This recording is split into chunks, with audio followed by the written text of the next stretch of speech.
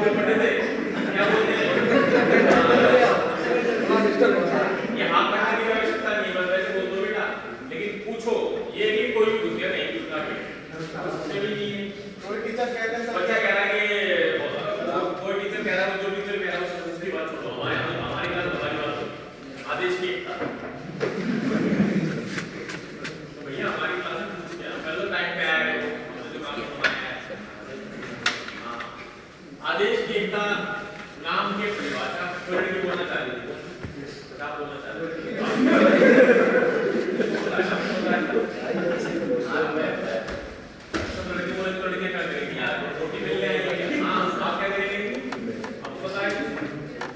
आपको पता है तो इनको मौका मिलेगा, आप लोग भी बताया था, मोदी गलत बताया था, लेकिन प्रयास करते हैं, तो सही कहा इंसान को प्रयास करते हैं ना। हाँ बताएं सर, जैसे आप मुझे बताया था कि बता दे बता देंगे बेटे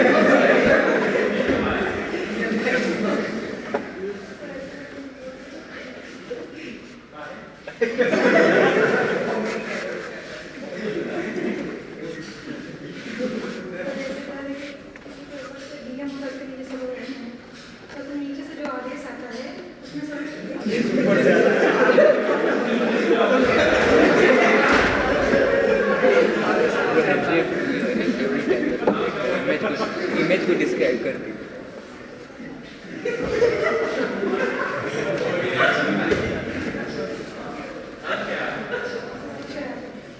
शिक्षा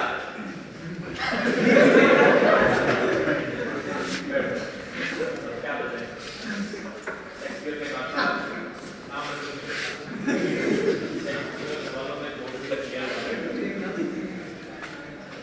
तो आदेश आप लोग प्रयास करना चाह रहे हैं।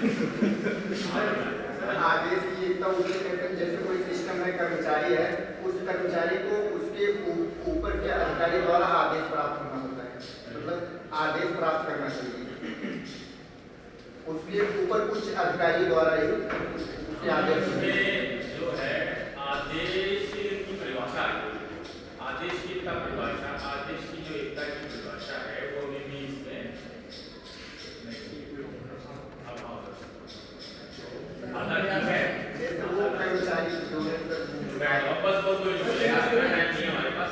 आदेश की एकता से क्या है, आपने इसके शाब्दिक रूप से परिभाषित करने का प्रयास किया, इसमें सारे विद्यार्थी आमतौर पर असफल रहे, जबकि हालांकि वहाँ पे जो ड्राइंग दिखाई दे रही है वो साफ तौर पर कुछ न कुछ दिखा रही है। मैडम शिक्षा जी ने कहा कि आदेश नीचे से ऊपर की ओर आ रहा है, एरो तो दिखाई दे रहा है, नंबर छोटा हो गया है इसमें का, तो डॉक्टर के पास ला लिया पहले मुझे ऐसा लगता है, क्योंकि हमने एरो जो बनाया हुआ है वो ड्राइंग कई बार रोटी रहती है। किसी ने कहा कि ये पिक्चर सेज द रोड, तो ये नीचे की तरफ जा रहा है। आदेश की एकता से तात्पर्य क्या है कि किसी भी संगठन में कोई भी अधीनस्थ कर्मचारी सिर्फ एक ही उच्च अधिकारी से निर्णय प्राप्त करे, उसको आदेश की एकता कहा जाता है। जैसे कि एकता का आपने क्या इंटरव्यू में निकाल दिया कि हाँ निर्णय की एकता बनी रहेगी, एक कर्मचारी एक आदेश ऊपर से आएगा उसको एकता समझ रहे हैं, मोदी जी कुछ कहेंगे या कोई अगर उच्च अधिकारी कुछ कहेगा सब लोग उसको फॉलो करेंगे, ये बात सिर्फ सिंपल बात। और चित्र भी शायद वही बताने का प्रयास कर रहा है। ये सिंबल जो है आमतौर पर एक व्यक्ति के लिए यूज किया जाता है, तो एक व्यक्ति निर्णय देगा एक व्यक्ति को, वापिस पूछो क्या क्लास में क्या लैंग्वेज कैसे हो गए, थोड़ा डिपार्टमेंट इशू हो गया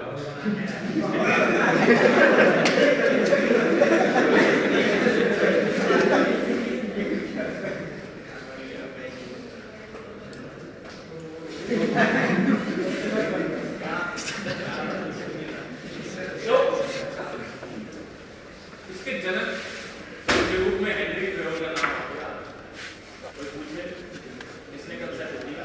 हेनरी फ्योल। तो हेनरी फ्योल के अनुसार किसी भी संस्था में अगर एक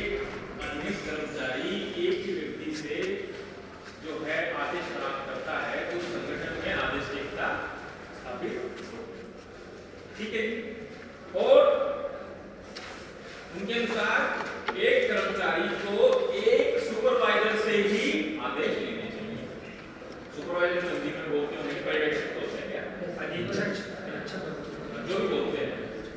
So one employee should receive order from one supervisor only. So one plus कैसे समझ सकते हैं? अभी गड़बड़ ना, अब ये क्लियर आ गया। अब इसके फायदे क्या क्या है, इंपॉर्टेंस क्या है?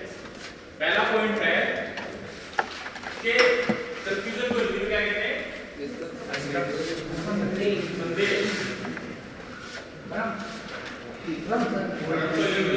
अंग्रेजी भी नहीं आती बोली कहने तो आता है कि मैंने ज्यादा करनी पड़ी, किसने बोला था ये? कोई बात पता लग गया ना क्या करना है? अच्छा लग रहा है, मुझे लंबा चौड़ा एकदम उसमें भी हो नाम क्या है? शिवम। बटन साइड पे पहले तो बंद करो इसको। बटिस्टा वाली चेस्ट के घूम रहा है तो बैठ जाओ बैठ जाओ। अच्छा लग रहा है। तो पहला है कि संतुलन को हिंदी क्या होता है? भ्रम। एलिमिनेट कंफ्यूजन, यानी संदेह की संदेह को स्थान नहीं, संदेह की संभावना न्यूनतम। कुछ आपको मैं अगर इतना ज्ञान आ जाए तो फिर मैं डिसाइड नहीं कर सकता, मुझे बोलता आप आएगा तो नहीं।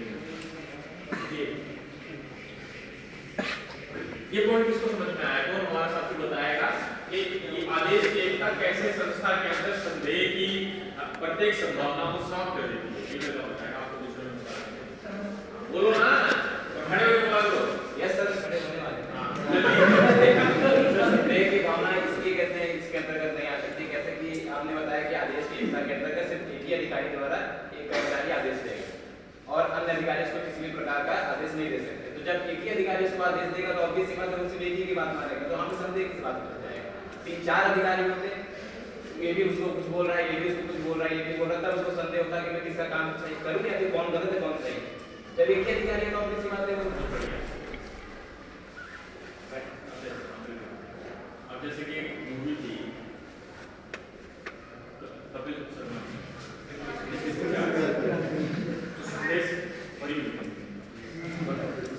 आप देख रहे हैं व्यक्ति को कि वो घर से शर्ट पहनने की दूसरी नहीं, नीचे तक आते वो चेंज कर रहा है, ठीक है? तो संदेह की स्थिति हो गई। जैसे कि हम दिल्ली से इलाहाबाद की ओर आ रहे थे तो हमने 3 लोगों से बात की कि भाई इलाहाबाद कैसे पहुंचा जाए।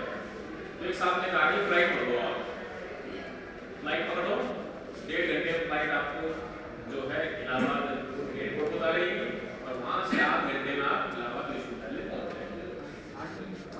आधे घंटे में 8 घंटे नहीं, आधे कान भी खराब हो गए।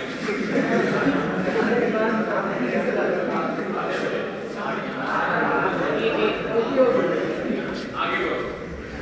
दूसरा पॉइंट, हाँ यहाँ से ट्रेन पकड़ेगी, बात नहीं है, तो हमने वहाँ भी लिया हुआ है और यहाँ भी ले लेंगे। दूसरा व्यक्ति ने कहा नहीं ऐसा ठीक नहीं रहेगा यार, अब ऐसा कीजिए कि रात में ट्रेन में बैठिए, है ना, हम सफर में बैठिए, नई दिल्ली चलती है, आराम से सोते हुए एकदम जो है सुबह की व्याख्या जो है सुबह की जो है शुरुआत कीजिए इलाहाबाद रेलवे स्टेशन की 4 से।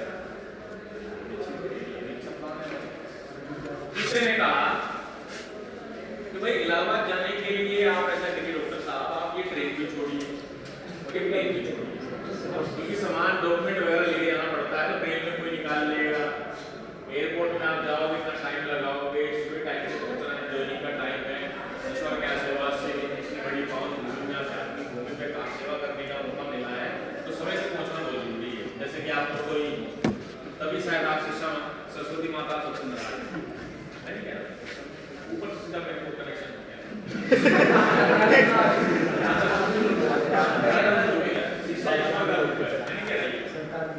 ग्रंथ में बताया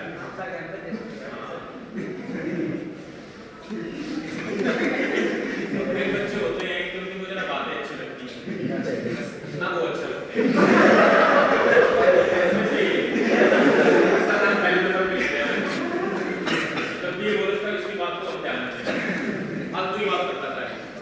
तो तीसरे ने कहा कि भाई ऐसा कीजिए, हमारी एक साथी है, उनकी भी ज्वाइनिंग है, आप ऐसा कीजिए, वो एंशिएंट हिस्ट्री में जाएंगी, आप पॉलिटिकल साइंस में जाइएगा, आराम से बातचीत करते समय निकल जाएगा, खाते पीते अपना एंजॉय करते आप पहुंच जाएंगे। डॉक्यूमेंट भी सेव रहेगा और गारंटी रहेगी। इतना प्लेन की गारंटी है भाई साहब, ना ट्रेन की गारंटी, एक गाड़ी की गारंटी की ड्राइवर आप। तो हमने कहा भाई कंफ्यूजन किसी की बहुत है। तो हेनरी फ्लो साहब शायद इसलिए कहेंगे। तो कंफ्यूजन की स्थिति होती है जब आदमी करता है शॉपिंग। आप जैसे आप शादी करेंगे, खूबसूरत जवान जब शादी करेंगे तो बीवी कहेगी लहंगा दिलाऊंगा चांदी चौका। शादी करके जो आपके साथ लहंगा लेने जाएगी नहीं, वो आप नहीं कराना चाहिए, वो घट डिसाइड करेगा ना, आप घट डिसाइड करेंगे। अच्छी बात नहीं लहंगा के बड़ा पहनना है उसको पहनेगी चांदी चौका, चांदी चौका ही लेने तब तो बरोबर है कि बड़े कैसे लोग तो चांदी चौका लेने लेके जाओगे वो फोटो दिखाएगी, इसका नाम दूसरे नंबर पे लिख दो। ये बातें लिखी तो मुझे बेकार लगेगी। तो दूसरे नंबर लड़की क्या करती है, अगर देखती है तो पूरे परिवार को दर्शन दिखाती है। आजकल वीडियो कॉल का टाइम आ गया है, तो साथ में दो कह रहे हैं ठीक है, दो कह रहे हैं खराब है, दो कह रहे हैं बिल्कुल बकवास है। लड़की को अच्छा लग रहा है, लेकिन 10 जो बताने वाले लोग हैं उसको इतना कंफ्यूज कर देते हैं कि जो सही काम जल्दी निपट जाए वो काम एग्जाम्पल के माध्यम से ना कई चीज समझ में आ रही है। क्या समझ में आ रही है? समझ में आ रहा है कि अनावश्यक सकल नहीं देखना है, अनावश्यक संसाधनों, समय, अनावश्यक संसाधन एवं समय की बर्बादी की न्यूनतम संभावना। कितनी संभावना? न्यूनतम संभावना। अब ये पॉइंट मैंने समझा दिया तो मुझे लगता नहीं आपको समझाने की आवश्यकता है। क्या लग रहा है आपको समझाने की आवश्यकता? आपका नाम क्या है? अमृत जी। अमृत माता पिता रामायण के पढ़ते हैं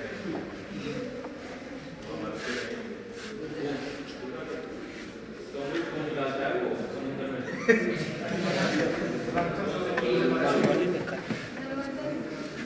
वो कृष्ण नाम श्री कौन से निकालता है? रामायण महाभारत के नीचे तो कृष्ण लीला में है ना,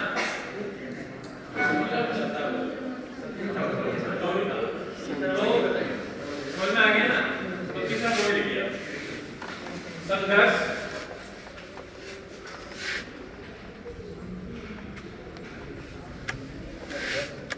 संघर्ष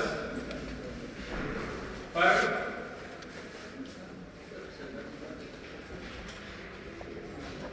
नहीं, ये तो थोड़ा और अच्छे से लिख सकते हैं। विभिन्न कर्मियों के मध्य संघर्ष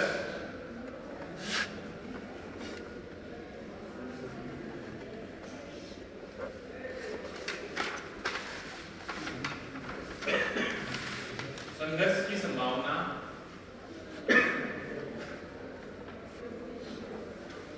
न्यूनतम संभावना या संभावना कम है, संभावना कम है।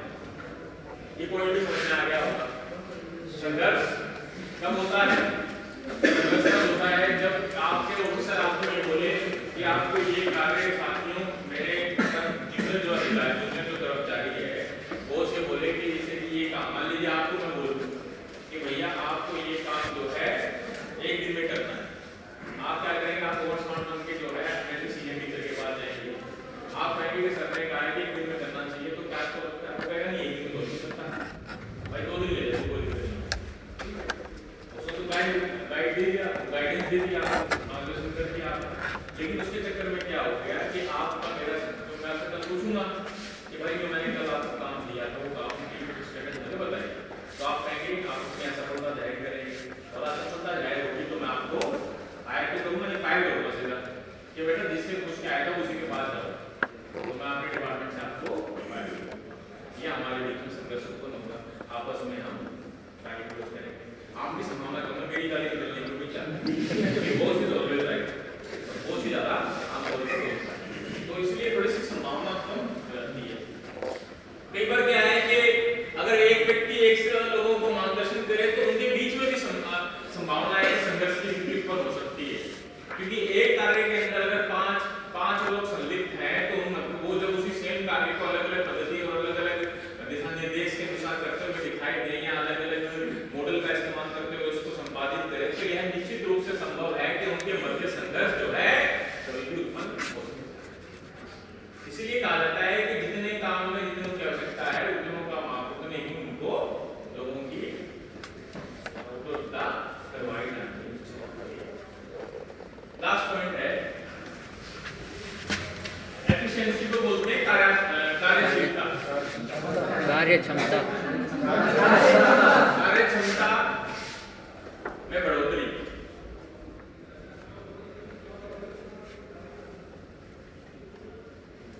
कार्यक्षमता यानी प्रमोट एफिशिएंसी।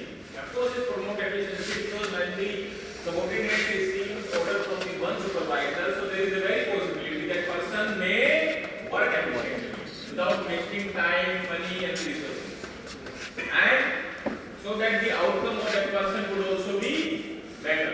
यानी जो उसके द्वारा निवेश जो एक रिजल्ट जो आएगा, जो परिणाम निकल के आएगा, वो भी बेहतर निकल के आएगा। क्योंकि ना कंफ्यूजन रहेगी ना संघर्ष रहेगी, तो जाहिर सी बात है कि जो संस्था अपने उद्देश्यों को जो उसने निर्धारित किया है उसको प्राप्त करने में तीव्र गति से काम करेगी। इसलिए कहा जा रहा है कि ये एफिशिएंसी को बढ़ाओ। अब व्यवहार में क्या होता है? व्यवहार में ऐसा होता है, व्यवहार में क्या होता है, एक होते हैं डेप्यूटी कलेक्टर साहब जो बोलते हैं डीसी, आप लोग बोलते हैं, हमारे यहाँ बोलते हैं हरियाणा में बोलते हैं डीसी ला गए तो डीसी खड़ी भाषा ये हमारे यहाँ तो बोलते हैं या डीसी हो। अब एक डीसी के अंदर क्या क्या आता है सर? नाम नहीं छुपा हुआ है क्योंकि वो जिला प्रशासन है, तो उसके अंदर पूरे जिले के जितने भी डिपार्टमेंट हैं, चाहे वो एग्रीकल्चर है, चाहे वो इलेक्ट्रिसिटी है, चाहे वो फाइनेंस है, चाहे वो और हेल्थ है, चाहे वो एजुकेशन है, सब उसी के अंदर। अब यूनिटी ऑफ कमांड के देखा जाए तो जितने भी एम्प्लॉय यहाँ से आते हैं उन सबको आदेश की एकता के नियम के तहत सिर्फ एक ही सुपरवाइजर से मार्गदर्शन प्राप्त करना है। हेल्थ वाले भी सारे जो है एक ही सुपरवाइजर से मार्गदर्शन प्राप्त करें। डिपार्टमेंट कोई दिक्कत नहीं, लेकिन जब किसी भी काम करने की कोई मार्गदर्शन की बात आएगी तो वो एक व्यक्ति देगा, ना कि अलग अलग व्यक्ति देंगे। समझ रहे? ये और ये में अंतर बहुत है। आपको लग रहा है कि एक जैसा ही है, लेकिन अंतर बहुत है। लेकिन व्यवहार में ऐसा होता है, हम शिक्षा विभाग में काम करते हैं तो हमें कोई शैक्षिक कोई कार्य होता है तो हम बाई चांसलर से सुझाव लेके हमें डीसी के पास जाने की क्या जरूरत है भाई? हम जाते ही नहीं। अस्पताल के कर्मचारी को अगर कोई दिक्कत है तो वो सीएमओ से मिलता है, चीफ मेडिकल ऑफिसर से जाके मिलता है कि भाई इस वार्ड में ग्लूकोज की कमी है, इस वार्ड में बेड की कमी है, इस वार्ड में इंजेक्शन की कमी है, सो एंड सो फोर्थ। अब हमें कोई बात करनी है कि जी हमारे विभाग में शिक्षा की कमी है तो हेड डीसी की बात करें, जाना चाहिए वैसे, लेकिन हेड गए सीधा अब एलिमेंट्री सेक्शन में यानी आपका जो ये इलेक्ट्रिक सेक्शन है, बिजली है किसी एरिया में, तो भाई किसके पास? डीसी के पास जाने की जरूरत है, जो इलेक्ट्रिकल इंजीनियर उसके पास जाएंगे। लोड तो सबसे बड़ा काम होता है डीसी का, तो भैया डीसी को कौन अप्रोच करता है? आमतौर पर आदमी एसपी को अप्रोच करेगा, बड़े छोटे अधिकारी को भी सुनना है, या डीआईजी आईजी के पास जाएगा, डीसी के पास सुनना। तो आमतौर पर क्या होता है कि व्यवहार में ये देखा जाता है कि ये जो विभिन्न आपके अंदर ये विभाग दिख रहे हैं, ये लोग क्या करते हैं कि अपनी संस्था के हेड से और साथ ही साथ डीसी से भी सलाह मशवरा करते रहते हैं। लोग नहीं आते, लेकिन ये लोग क्या करेंगे, जो नीचे के कर्मचारी होते हैं वो अपनी संस्था के हेड के साथ साथ जो पूरे सभी प्रशासनों का जो हेड है और और जो उनके संगठन का हेड है उन दोनों से निर्देश प्राप्त करते हैं। तो जो कि यानी देखा जाए व्यवहार में तो जो ये सिद्धांत है उसका प्रतिपादन थोड़ा सा मुश्किल हो दिखाई नहीं देता। अब हम बताएंगे कि इसके एक्सेप्शन क्या क्या हो सकते हैं, यानी ऐसी कौन सी स्थिति है, दो स्थिति का मैं जिक्र करूंगा जिसमें आप इसको छोड़ सकते हैं। पहला तो है आपातकाल की स्थिति। आपातकाल समझते क्या होता है? उसका नीट ट्रांसलेशन होगा, थोड़ा सा और स्मार्टनेस की उम्मीद थी मैंने इंग्लिश ट्रांसलेशन की पूछी थी। मैंने पूछा आपातकाल क्या होता है, जो बिना बताया है। सिंपल भाषा में आपातकाल मतलब जो बिना बताया है। डिजास्टर दो तरह के होते हैं, एक तो नेचुरल मेड होते हैं, नेचर मेड होते हैं, मैन मेड होते हैं। अब ये बंदा अमृत बैठा है, इसको आप ये बिल्डिंग पसंद नहीं आई, इसने बम लगा दिया यहाँ पे, मुझे तो सिर्फ अवस्था होगी, आपातकाल की स्थिति हो जाएगी पॉलिटिकल साइंस में, तो कोई नेचर थोड़ा ना किया, इसने किया। हाँ बाढ़ आ गई तो आई तो नेचर ने की, यहाँ बाढ़ आती रहती है लाहौर में, जैसे मुझे बताया गया। यहाँ पे पानी आ रहा है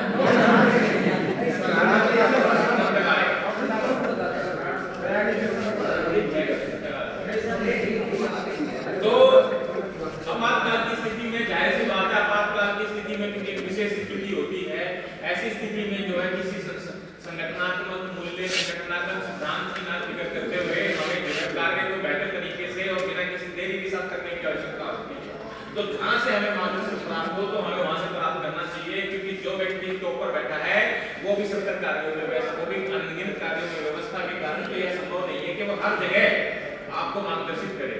तो ऐसी स्थिति में क्या करना है, ऐसी स्थिति में ये करना है कि जहां से आपको मार्गदर्शन और जहां से आपको आवश्यक जानकारी मिले आप तुरंत उस पर कार्रवाई प्राप्त करके कार्रवाई प्रारंभ करें। कोई वेट करेंगे सरकार से अपॉइंटमेंट लेने का या जो कुछ अधिकारी है उससे अपॉइंटमेंट लेने का, तब तक जो है लाखों लोगों की जान जा सकती।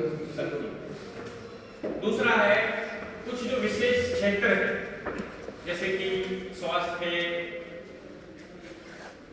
यानी चिकित्सा और खेत और कृषि, इन क्षेत्रों में भी कई बार ऐसा होता है कि कोई ऐसी स्थिति विशेष स्थिति उत्पन्न हो गई, जैसे पैंडेमिक आ गया। पैंडेमिक में जब तक आदमी बताएगा कि वैक्सीन खत्म होगी हॉस्पिटल में डायरेक्ट डीसी साहब तो आदमी निकल लेगा, क्योंकि डीसी साहब के अंदर तो एक हॉस्पिटल तो आता है, डीसी साहब के अंदर 1000 हॉस्पिटल है। अब उनका ऐसा तो है नहीं कि जो दूसरा एक हॉस्पिटल को फेवरेट करेंगे, फेवरेटिज्म करेंगे, दूसरे को नहीं करेंगे, तो सारे हॉस्पिटल के लिए बराबर है, क्योंकि कानून की नजर में सब एक ही बराबर होता है। इसको बोलते हैं इक्वालिटी ऑफ लॉ, यानी रूल ऑफ लॉ का प्रोविजन जो होता है। तो देखा गया है कुछ जो विशेष और जो कुछ महत्वपूर्ण जो क्षेत्र हैं उन क्षेत्रों में इस नियम की अनदेखी कई बार की जा सकती है, और इस प्रकार की स्थिति के अंदर जो है हमें जो है कार्य को पूरा करने पर फोकस करना चाहिए, ना कि किसी भी सिद्धांत के परिभाषा से। अब मैं बात करूंगा दोस्तों कि इसके समर्थन में कौन है और उसके खिलाफ कौन है। समर्थन में दो लोगों के नाम, तीन लोगों के नाम सबसे इंपॉर्टेंट है। हेनरी टोल का नाम तो है ही है। हेनरी टोल का मानना है कि ये प्रक्रिया जो है ना सिर्फ क्या करती है कि किसी भी संस्था ये प्रक्रिया ना सिर्फ जो है एक व्यक्ति को एक अधीनस्थ व्यक्ति को उस व्यक्ति के द्वारा निर्देशित करने में मदद करती है ताकि जो संगठन के महत्वपूर्ण उद्देश्य उसकी प्राप्ति कर जा सके, परंतु साथ ही कार्य क्षमता का भी विस्तार। इसलिए हेनरी टोल के अनुसार किसी भी संगठन को अगर कार्यात्मक तरीके से आगे बढ़ना है, अगर अपने उद्देश्य को प्राप्त करना है तो उनको इस नियम को फॉलो करना है। But on the other side की बात बाद में करेंगे। तो दूसरे डिमोक एंड डिमोक नहीं है भाई, डिमोक एंड डिमोक जो मल्टीपर्पज ये मल्टीप्लिसिटी ऑफ कमांड जो है यानी आदेश की बहुमतता उसके खिलाफ वो आपको समझ में आएगा जब हम इसकी बात करें। तीसरा नाम है secular Hudson. Secular SECKLERHUDSON secular Hudson. ये पीछे वाला लगा बोलो साहब, खड़े हो जाओ भाई। हाँ आप बताओ सेक्युलर हडसन ने क्या कहा है? खड़े हो, इसका नाम दिखा दो।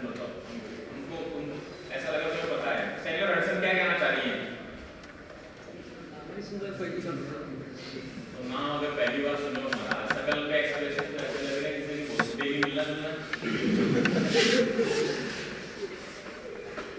छोड़िए, अब तुम्हारी उम्र नहीं रही, 2-3 साल में नौकरी की उम्र आ जाएगी, फिर शादी की हो जाएगी। लड़की देखने वाली एक कोई लड़की देखने आएगी, दिन बाद क्या सोचते हैं तो जिंदगी पागल है, कहेगी इससे विवाह नहीं, इसको पागल खाने भेजो, दिन बाद नहीं हंसना चाहिए, बैठ जाते। तो सेक्टर हडसन क्या कह रही है, इन्होंने नाम पहली बार सुना, लेकिन इसलिए आएगी पहली बार सुना।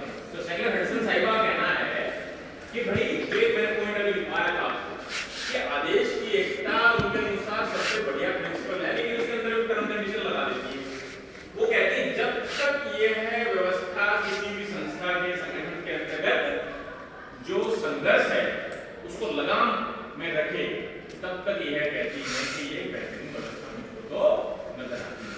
परंतु कुछ संदर्भों में, खासकर आपातकालीन संदर्भों में, वे मानती हैं कि यह संघर्ष को इस्तेमाल कर सकती है कि आपातकालीन की स्थिति में तीव्रता पर ज्यादा ध्यान होता है व्यक्ति का, तीव्र गति से सेवाओं को देने का, तीव्र गति से जनता की मांगों को सुनने का, तीव्र गति से आवश्यकताओं को पूरा करने का। तो उस तीव्रता में ये एक आदेश की एकता का परिपालन जो है थोड़ा असंभव सा दिखाई देता है। तो इसलिए उनकी टर्म कंडीशन ये है कि जब तक ये संघर्षों को रोकेगी संगठन में, तब तक ये उनको अच्छी। अब इसके खिलाफ एक नाम जो सबसे इंपॉर्टेंट है वो है F.W. टेलर। इन्होंने एक कंसेप्ट ये कहते हैं, ये बकवास है, ये सिद्धांत ही एकदम अप्रासंगिक और अविवेकपूर्ण और अनावश्यक है। इसके खिलाफ वो एक नया आइडिया देते हैं, फंक्शनल गवर्नेंसशिप का। फंक्शनल गवर्नेंसशिप का क्या सिद्धांत है? फंक्शनल गवर्नेंसशिप का सिद्धांत के अंतर्गत ये है कि किसी भी संगठन के अंतर्गत वो कहते हैं कि 8 प्रकार की फॉर्में होंगी, उसमें 4 एग्जीक्यूटिव होंगे, 4 प्लानिंग वाले होंगे, यानी 4 किसी योजना का निर्माण करेंगे और 4 उस योजना का परिपालन करने का मार्गदर्शन करेंगे। यानी एक ही अधिनिस्थ कर्मचारी को 8 प्रकार के लोगों से मार्गदर्शन लेना है। 4 इसमें उसको बताएंगे कि इसका नियोजन कैसे किया बेहतर किया जा सकता है, 4 उसको बताएंगे कि उसका क्रियान्वयन किस तरीके से बेहतर किया जा सकता है। उनका मानना है कि इससे क्या होता है कि इससे हर व्यक्ति एक तो जो एक्सपर्ट जिस फील्ड का है वो उसका तो उससे क्या होता है कि इससे विशेषज्ञता ज्यादा आती है कि जितने ज्यादा लोग होंगे उतने ज्यादा उम्मीद की जाती है कि नए सुझाव आएंगे, नया ज्ञान आएगा, नया इनोवेशन होगा, नया रिसर्च होगा, नया हो सकता है, ऐसा उनको लगता है। तो ये आपकी उस ग्राफ में और इस ग्राफ में क्या अंतर है? उसमें अंतर ये है कि जो उसके नीचे खड़ा व्यक्ति है वो 8 तरफ देख रहा है, उधर जो अलग नीचे जो खड़े व्यक्ति को देख हेठी तरफ रहेगा ना, तो दोनों में हो सकता है, समझे? तो ये है आदेश की।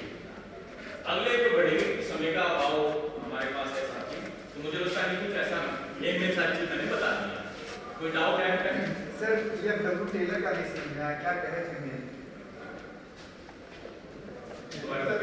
सर ये F.W. जो टेलर बोले कि मतलब जो नीचे से जो आप बताए कि 8 को देख रहे, इसका मतलब समझ में नहीं आया। इसका मतलब सिंपल है, समझने की कोई दिक्कत होनी नहीं चाहिए। ग्राफ के अंदर देखो सीधा, इसमें क्या दिखा रहेगा कि एक अधीनस्थ 8 प्रकार के उच्च अधिकारियों से मार्गदर्शन और आदेश प्राप्त करेगा, जिसमें से 4 का कार्य जुड़ा हुआ है योजना से और 4 का जुड़ा हुआ है क्रियान्वयन से।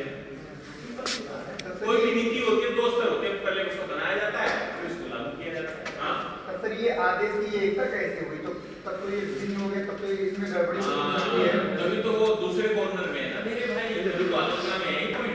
हमने शुरुआत में बताया कि आदेश की एकता के खिलाफ कौन है, सर अपने वो बात मिस कर दी, मोबाइल में नहीं फोन में।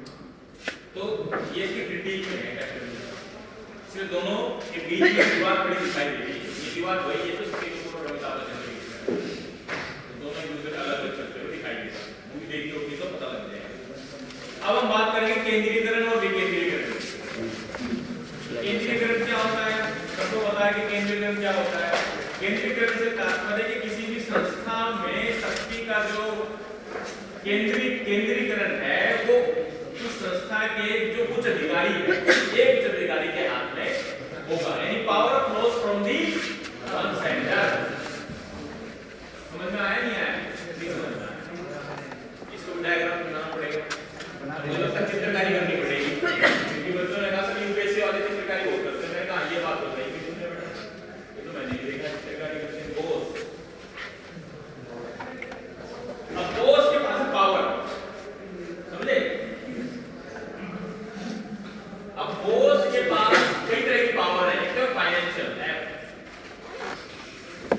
प्लानिंग, P यानी योजना बनाना, एक है एग्जीक्यूटिव यानी क्रियान्वयन करना, एक है प्रमोशन यानी प्रमोट करना, एक है इंसेंटिव, इंसेंटिव देना यानी रिवॉर्ड करना, जो काम अच्छा करता है उसको रिवॉर्ड दिया जाता है। जैसे कि रिवॉर्ड, कोई अच्छा असाइनमेंट लिख दे तो उसको रिवॉर्ड, उसको भाई 10 में से 9 नंबर दे दिए, अच्छा लिखा है अच्छा नंबर दिया जाएगा, बेकार लिखा है बेकार नंबर दिया जाएगा। तो ये तो हो गया सेंट्रलाइजेशन। शक्ति का जो केंद्र है वो एक ही है और शक्ति का प्रभाव देखने एक ही केंद्र से चारों तरफ। अब इसी के विपरीत होता है डिसेंट्रलाइजेशन। डिसेंट्रलाइजेशन क्या होता है दोस्तों, इसका बोलिए। डिसेंट्रलाइजेशन का मतलब ये सेम डायग्राम हम लगाएंगे।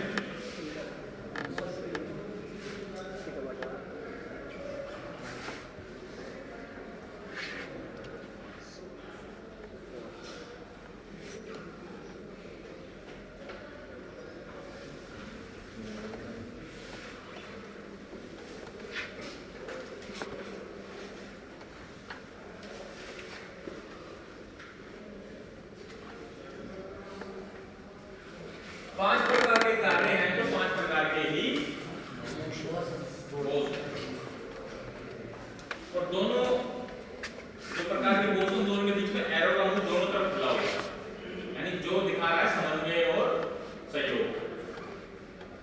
ठीक है, तो विकेंद्रीकरण से क्या तात्पर्य, विकेंद्रीकरण से तात्पर्य ये है जब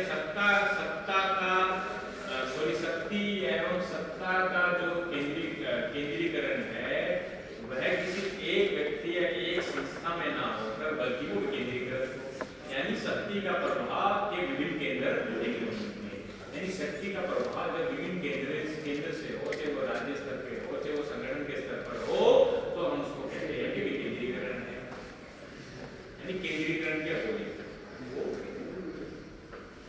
अब टाइप्स ऑफ डिसेंट्रलाइजेशन की बात करेंगे।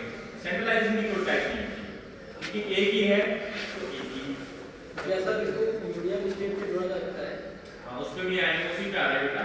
आप देखोगे विकेंद्रीकरण के प्रकार, चार प्रकार बढ़े हैं हमें साथ में। पहला है प्रशासनीय, प्रशासनीय विकेंद्रीकरण।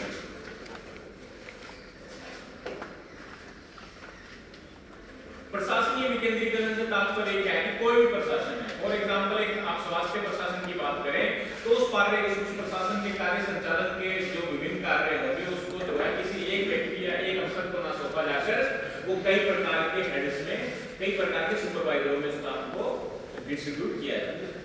फॉर एग्जांपल के माध्यम से समझने का प्रयास करें तो आप देखेंगे कि इलाहाबाद विश्वविद्यालय में शिक्षा जो है एक मेन काम शिक्षा ही है और वही इंपॉर्टेंट काम तो कुछ काम ही है, शिक्षा का संचार करना है विद्यार्थी के अंदर। लेकिन क्या ऐसा होता है कि राजनीति विज्ञान ही एजुकेशन हिस्ट्री पढ़ा रहा है, हमें इंग्लिश पढ़ा है, हमें बोटनी पढ़ाने वाली पॉसिबल ही नहीं है। ये स्कूल में तो पॉसिबल होता है कि 8वीं क्लास में एक टीचर साइंस पढ़ा रहा है, आर्ट पढ़ा रहा है, वहां चल जाएगा ये आगे ही चलता है क्योंकि आप आगे आपको अपने सब्जेक्ट की विशेषज्ञता प्राप्त करनी होती है, तो उस संदर्भ में विशेषज्ञता हमेशा कुछ सीमित क्षेत्रों में हो सकती है। ऐसा तो होता नहीं कि जो आदमी गाड़ी चला रहा है वो सभी आदमी हवाई जहाज में चलाएं और जो सभी आदमी हवाई जहाज चला रहे हैं वो सभी आदमी रॉकेट में चलाएं, ये असंभव की बात है। तो प्रशासन के स्तर पर यह बहुत जरूरी है, कई बार तो इसलिए जरूरी है कि प्रशासन के जो उद्देश्य हैं वो एक लोकतांत्रिक तरीके से, एक समावेशी तरीके से उनकी स्थापना की जा सके, उनको प्राप्त किया जा सके। सिर्फ उद्देश्यों की प्राप्ति नहीं, इवन उद्देश्यों को जब निर्मित करने की बात आएगी तब हमें भी ये ध्यान देना पड़ेगा क्या वो स्वरूप उसका लोकतांत्रिक समावेशी है ही नहीं है। लोकतांत्रिक का स्वरूप वह होता है जिसमें जनमानस को बराबर समय समय पे पूछा जाता है और समावेशी को होता है जिसमें सभी वर्गों और समाज के सभी समूहों को साथ लेके चलने जाता है। तभी मोदी जी कहते हैं सबका साथ सबका विकास। दूसरा पॉइंट है कार्यात्मक विकेंद्रीकरण। कार्यात्मक विकेंद्रीकरण होता है कि प्रशासन के अंदर जो एक काम है उसका विकेंद्रीकरण जब किया जाए। जैसे कि मान लीजिए आप अस्पताल में आप गए तो अस्पताल में इलाज कराने आदमी जाता है और सॉरी जो इलाहाबाद वाला एग्जांपल था वो वापस लेंगे हम, उसकी जगह दूसरा एग्जांपल लेंगे क्योंकि वो दूसरे वाले का है, हम गलत एग्जांपल दे रहे हैं। प्रशासनिक एग्जांपल में समझाऊं तो आप देखिए कि मरण से लेकर जन्म तक जितने आपके डॉक्यूमेंट चाहिए, जितने आपको प्रशासन से इंटरेक्शन चाहिए, सबका अलग अलग प्रशासन है साहब। मरण का सर्टिफिकेट अलग से है, जातिगत प्रमाण पत्र, आय प्रमाण पत्र, आजकल जो है भारत में सबको रिजर्वेशन, ब्राह्मण से लेके दलित सबको रिजर्वेशन दे सरकार, सब मजे होती है, कोई टेंशन नहीं है। सरकार कह रही सब अपना आगे बढ़ो भैया, कोई दिक्कत नहीं। सरकार ने ये काम व्यवस्था जो भी क्राइटेरिया में आ रहा है उसको सरकार थोड़ा सा बेनिफिट दे।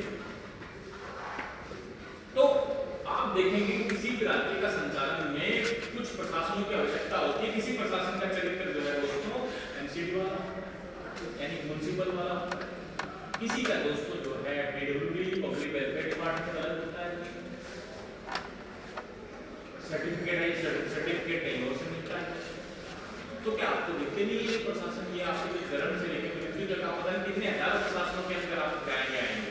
आधार कार्ड अलग संस्था बना ली है, इलेक्शन कमीशन का आई कार्ड कोई और बना रहा है, पैन कार्ड कोई और बना रहा है, ड्राइविंग लाइसेंस कोई और बना रहा है। तो किसी भी संस्था, किसी भी राजनीतिक व्यवस्था और किसी भी राजनीतिक प्रणाली का संचालन करने के लिए हमें जो है प्रशासन के विभिन्न अंगों का इस्तेमाल करना पड़ता है। और सारी इसलिए भी इसको इंसान को पड़ता है अपने कार्यों को भी अंजाम देने के लिए हमें कई प्रकार के उंगलियों का सहारा पड़ता है। इसलिए ईश्वर ने एक उंगली ना देके 10 उंगली दी। तो ईश्वर भी बड़ा विकेंद्रीकरण का पास कर रहा होगा सर, दिमाग लगाइएगा। कार्यात्मक एग्जीक्यूशन जो करता है, सॉफ्टवेयर तो बस सोचता है, उसको अंजाम देने का काम करते हैं इंसान के हाथ में पैर, हाथ भी दो है, पैर भी दो है, अंग दो उंगलियां, 10 तो महीनों में ही है, किसी 11-12 की तो ज्यादा से बात मिल जाए। अब कार्यात्मक यानी जो कार्य के स्तर पर विभाजन किया जाता है। शिक्षा वाला एग्जाम्पल यहाँ पे कि शिक्षा एक कार्य है और शिक्षा देने का जो संपादन का काम है, आप देखेंगे अलग अलग विभाग अलग अलग होते हैं। वैसे हॉस्पिटल में जाएंगे तो पैर का इलाज कोई और करेगा, आंख का कोई और करेगा, मुंह का और कोई करेगा, दिमाग का कोई और करेगा, जिसका भी क्लास में कई विद्यार्थियों को आवश्यकता है। ज्यादा थोड़ा सेंसिटिव मामला हो गया था। तीसरा पॉइंट हम बात करेंगे दोस्तों राजनीतिक विकेंद्रीकरण। ये तो आप मुझे बता देंगे मुझे पूरी डिटेल कि राजनीतिक विकेंद्रीकरण क्या होता है, ये मुझे बताएं। कौन बताएगा, कौन वो महान व्यक्ति बनेगा? आज का जो सुपरस्टार कौन बनना चाहता है? हाँ, एक बच्चा, ये नया बच्चा। आपका नाम क्या बताया था? अतुल? नहीं, शिवम शर्मा। शुभम? शिवम शर्मा। शिवम, शिवम पे गलत होगा तो शर्मा पे तुमने दिया हुआ है। शिवम, हाँ शिवम जी, आप ये बताइए राजनीतिक विकेंद्रीकरण क्या है? सर राजनीतिक विकेंद्रीकरण में जितने भी विभाग उनके अलग अलग प्रमुख बनाए हैं, जैसे गृह मंत्रालय, रक्षा मंत्रालय और सर कृषि मंत्रालय। पहले का एक बात पहले का नाम सर प्रशासन, प्रशासन क्या है? ये सारे गृह अलग होता है, वो लोग होता है, कोई बात नहीं। अगली बेटर लगता है बोल रहे हैं। हाँ तुम क्या बोल रहे हो? हाँ ये लड़के ने मारा है चौका, लेकिन बेटर बताना चाहिए था इसको। इसको ये बोलना चाहिए था कि राजनीतिक विकेंद्रीकरण से तात्पर्य क्या होता है कि सब जब सरकार का एवं सत्ता का विकेंद्रीकरण राजनीतिक स्वरूप से किया जाए। भारत में कितने स्तर पर किया गया साथियों? 3। एक गलती नहीं बोला। नाम क्या नाम था? आयुषी। आयुषी बोल के क्योंकि आप लोग आए हैं ताकि वो जो समाज में जो एक विचार स्थापित किया है कि भाई ये व्यक्ति है तो ये काम, लड़की है तो वो रोटी बनाए। आप रोटी नहीं बनाए, रोटी बनाने आपके घर में अपने पति से लेकिन उसके लिए आपको मोहतरमा अवसर बनना पड़ेगा। ऐसे तरह का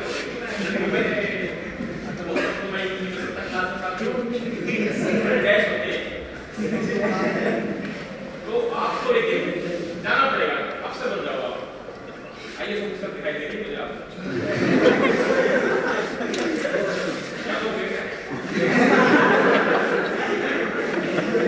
तो साथियों आप सबको पता है कि हमारे यहाँ 3 स्तर चलते हैं, सेंटर, स्टेट और लोकल। लोकल में 3 चलते हैं दोस्तों। अशोक मेहता ने कहा 2 होनी चाहिए, बलवंत राय ने कहा 3 होनी चाहिए। बलवंत राय ने दूसरा कहा आपको सारी बात नहीं पता है, तुम्हें बताने की समय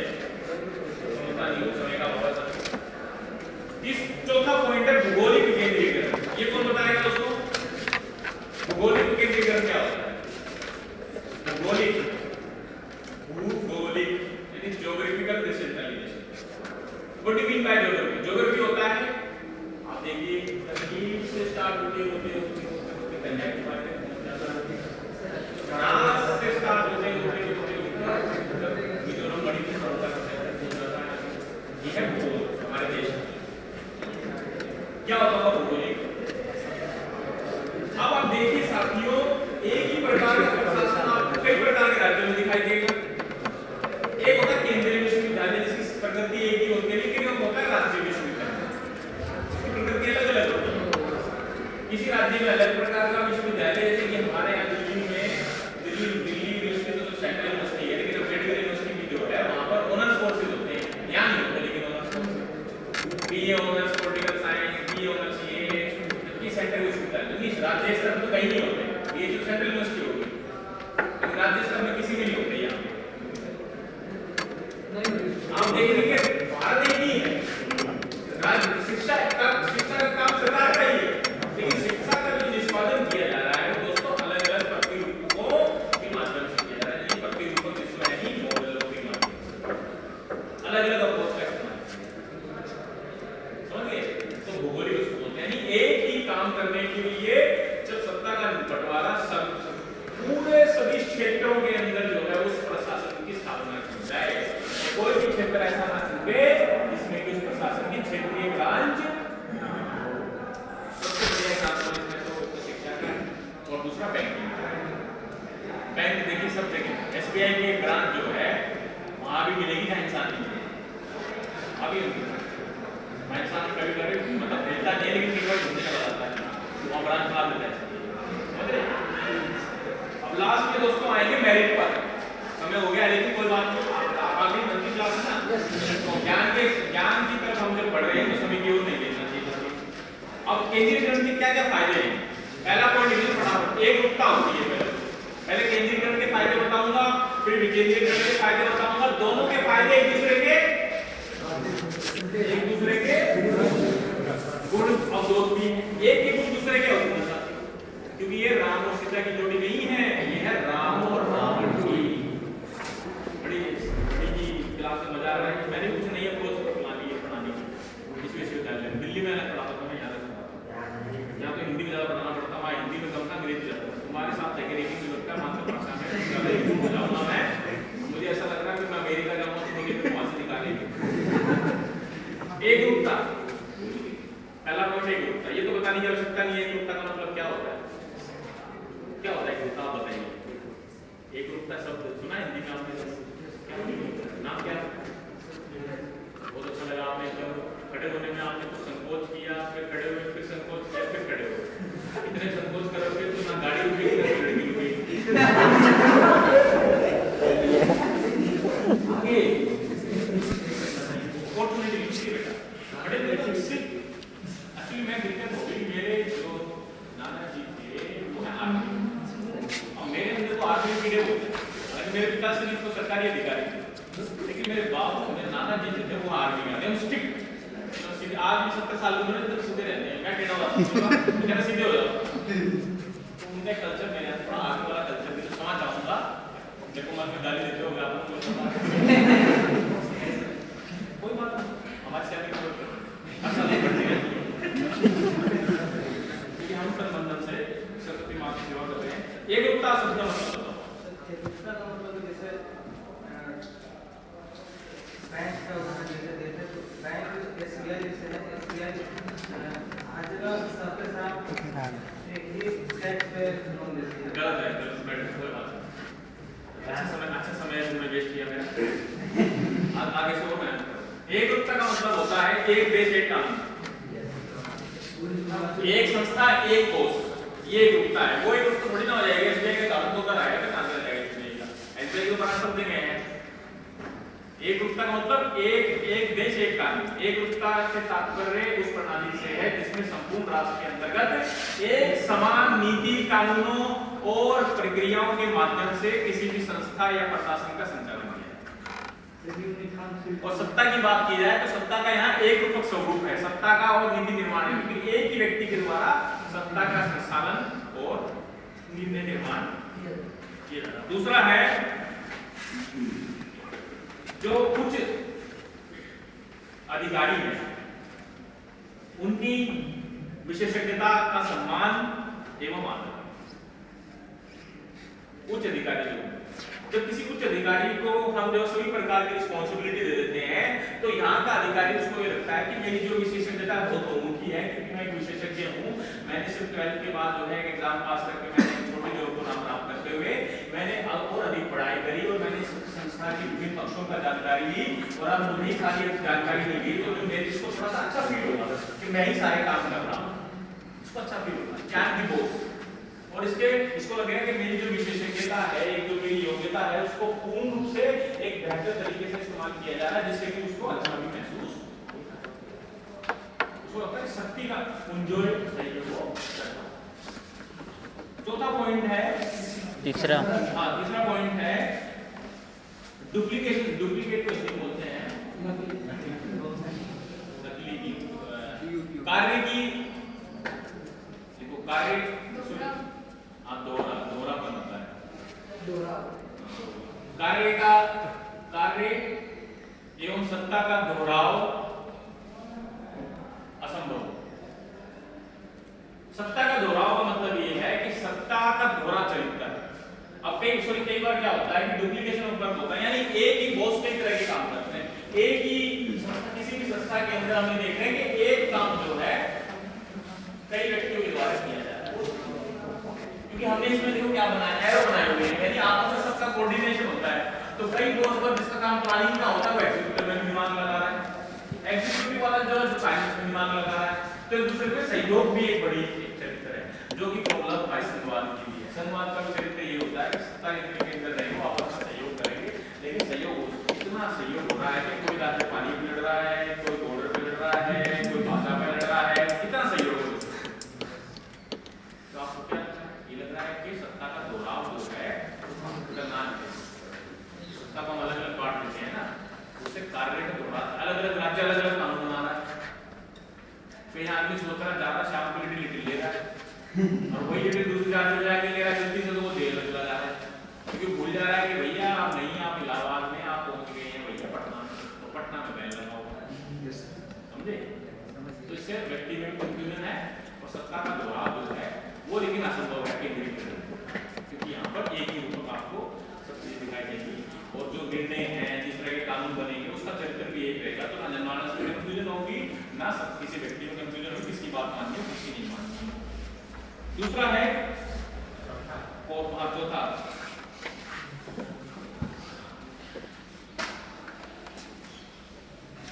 कॉर्पोरेट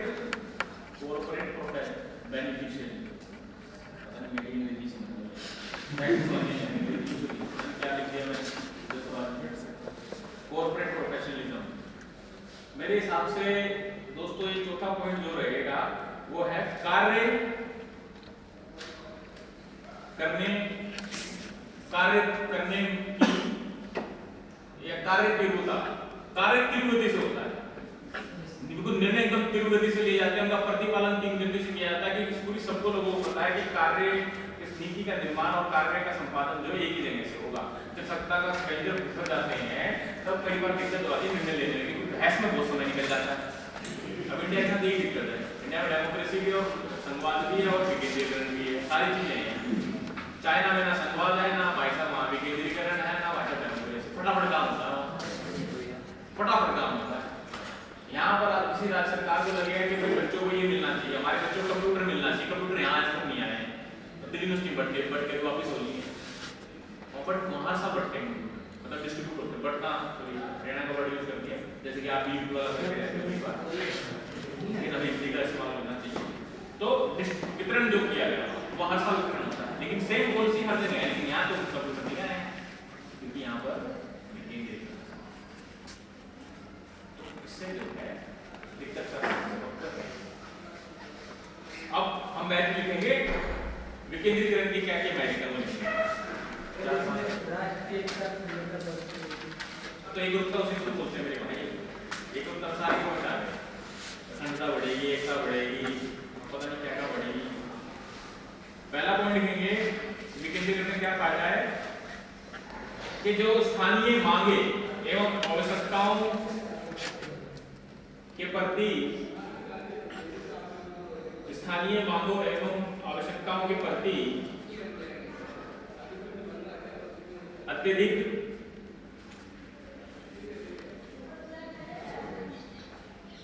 रिस्पॉन्सिबल को बोलते हैं जवाबदेही, के प्रति अत्यधिक जवाब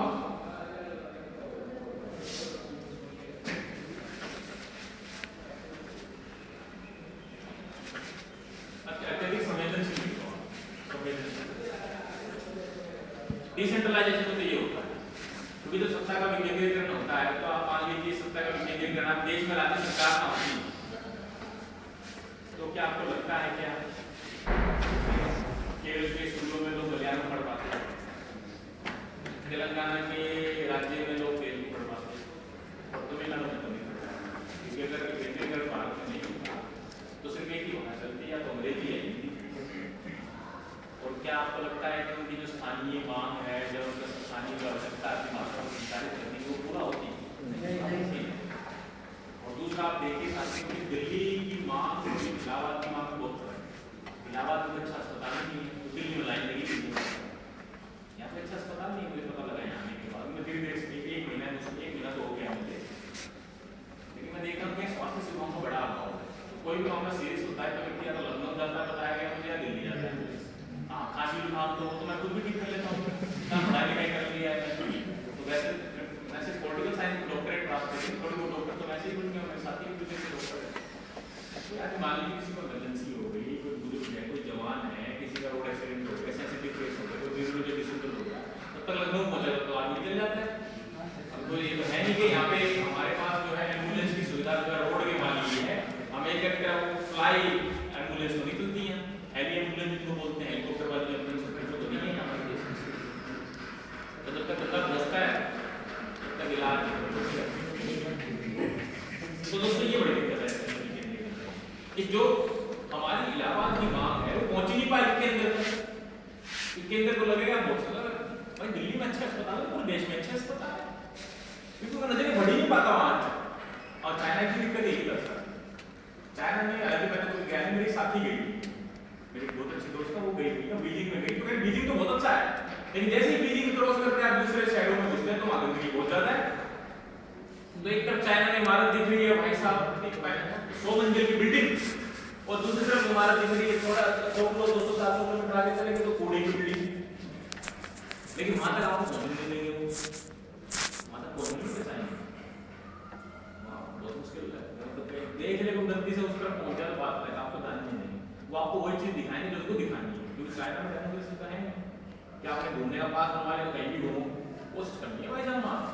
क्या आपको चाइना का वीजा लग गया तो बीजिंग के साथ में जो सारा ताइवान की घूमने चला जाता है, ताइवान भी हो सकता है भाई, ताइवान के लिए सिस्टम है, ये है चाइना के साथ, लेकिन वो बड़ा गंदा बता हो रहा है। ताइवान चाहता है हम लोग हो जाए, कह रहा नाटो ज्वाइन करेंगे, जैसे वो नाटो ज्वाइन करने की प्रक्रिया करेगा तो उस पर चाइना हमला नहीं करेगा, तो वर्ल्ड वॉर 3 हो जाएगा।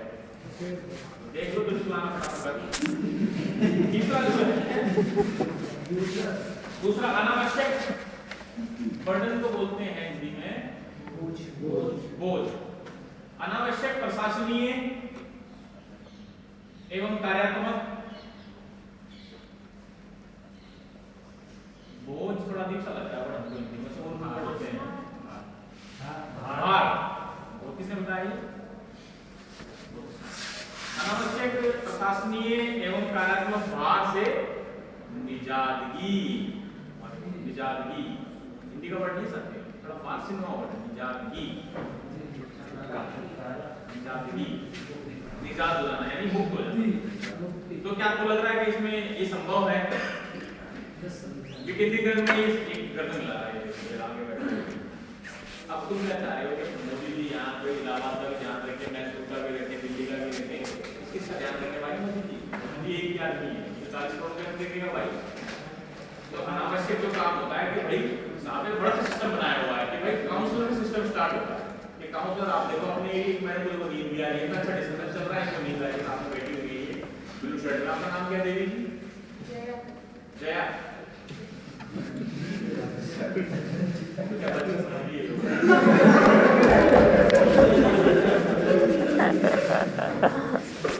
आपको ज्ञान दिया जा रहा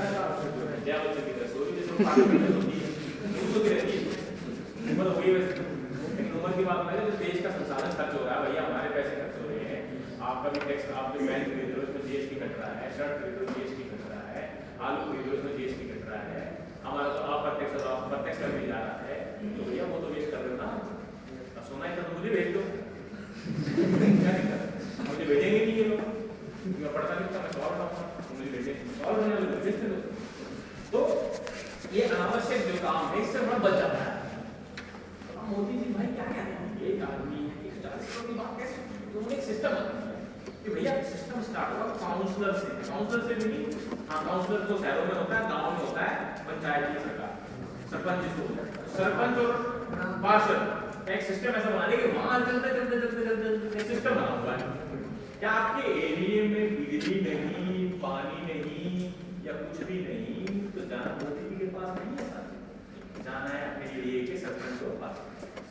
क्या मोदी जी को चिट्ठी दो सीधा कि मेरे एरिया में पानी नहीं आ रहा, ऐसा तो नहीं होता मेरे साथ। तो अगर मान लीजिए सोचो 140 करोड़ में से, मतलब मैं तो बात कर रहा हूँ 10% आदमी भी निकलने लगे, 140 करोड़ में नहीं निकलेंगे, उसमें तो लोग पढ़ना ही नहीं आता, और जिनको पढ़ना आता उनको ज्ञान नहीं है, अनपढ़ पढ़े लिखे अनपढ़ों की संख्या बहुत ज्यादा है। तो 140 का 10% कितना हो गया दोस्तों, 14 करोड़।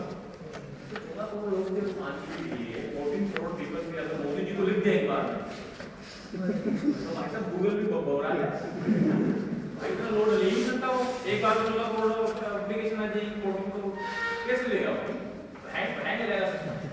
जैसे कि व्हाट्सएप आप अगर आमतौर पर यूज करोगे दिवाली पे तो हैंग हो जाता है, ये सब होता है। इस 200 का वर्ल्ड करोड़ नहीं ले पाता, आप कह रहे हो 14 करोड़ का वर्ल्ड करोड़ ले लेगा, तो इतना मतलब वैसे बहुत अगर बढ़ जाए मोदी जी पे तो पागल हो जाएगा। तो कह रहे क्या सिस्टम क्या लोकतंत्र है, तो पास ही तो मैंने डेमोक्रेटिक डिक्टेटरशिप लेके आओ तभी जीपी में डिक्टेटरशिप करो, लेकिन वहां संवाद और केंद्रीय तो है तो उसके बाद डिक्टेटरशिप है। वो वहां मेल भाई साहब मेल ही बैन कर देते हैं, वहां मेल बैन, गूगल बैन, सब बैन कर रखा है। तीसरा पॉइंट है इनोवेशन और क्रिएटिविटी को हिंदी बोलते हैं, इनोवेशन क्या बोलते हैं, नवाचार, नवाचार, नवाचार अन्वेषण तो आप अंग्रेजी में लिख लो, घटा के देख लेना इसका, इनोवेशन एवं क्रिएटिविटी को बढ़ावा।